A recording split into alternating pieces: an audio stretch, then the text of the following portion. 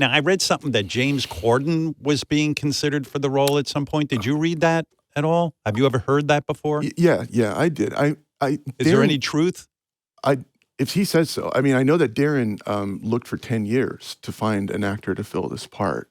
And I'm sure there were 10 years. Yeah, Why 10 years? Well, what do you mean? Who did he saw The Whale in 2012. It was at New Horizon here in New York. And so he took his time because he wanted to cast the role, I guess, I don't want to speak for him, but effectively, and the challenge that he was really open with me about when I met him initially was, how am I going to do this?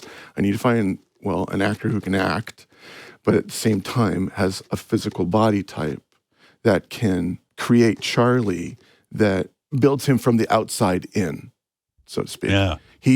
And to do that, he was really forthcoming about, we're going to use Adrian Moreau, who is a longtime collaborator of his and a wizard with prosthetics. Yeah, I was impressed with I don't know how they added the 300 pounds to you, but makeup, but it's like costuming.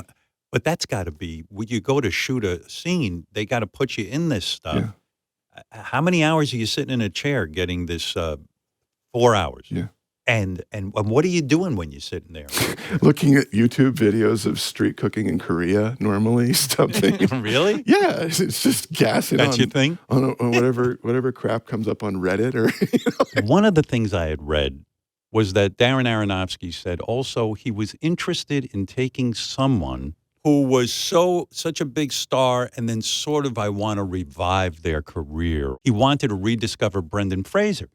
And was that true? Do you know that that's a fact? He did tell me that it would be helpful to him to hire an actor who everyone felt they already knew, but they hadn't seen in a while, and to reintroduce whoever that is. And that's what he told me in our initial meeting. And of course I was like, it's me, please let it be me, in my mind. Right. But I didn't know if I had the job or not. And I understood what he was saying, because it's fair. I was in everyone's living room for a while in the 90s there. I was like the furniture to a whole generation of young people now who have kids of their own. I'm old. But it made sense that he was looking towards someone, because Charlie should feel like he's someone that you know. Everybody should be able to identify with him. And people can do that. I've learned that they can do that with me, with Brendan. And also, on top of that, I saw what he did with Mickey in The Wrestler. And that was brilliant. And Mickey was brilliant. He was just, it was perfect. They always say, though, that a good director is a guy who doesn't tell the actors what to do. When you finally get the role and you start to rehearse, he doesn't sit there and give you notes to death, right? He let you do your thing. We would find it together. He went over the script meticulously, line by line by line. He and I went on Zoom sessions, and we learned it. Like I told you, I got off book as best I could.